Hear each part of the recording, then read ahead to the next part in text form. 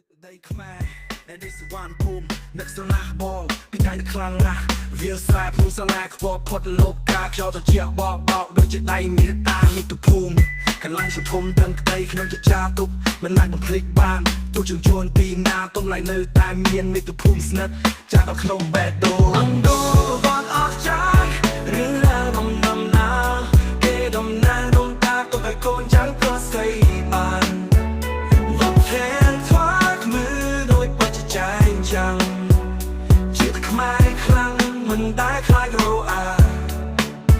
ដឹងទេបងប្អូនទឹកដីកំណើតថ្លៃក្នុងចិត្តកូនចងចាំមិនអាចកាត់ប្រាខ្លះអបលុយទោះជញ្ជូនទីណាគុំនៅតែដឹងមាតុភូមិស្និទ្ធចុះខ្លោះសាឈាមខ្មែរពុជពុំលើកដៃបួងសួងដល់អស់ទេវតាសូមអរស្រោចយើងភ្លឺថ្លាគ្រប់វេលាជួយថែ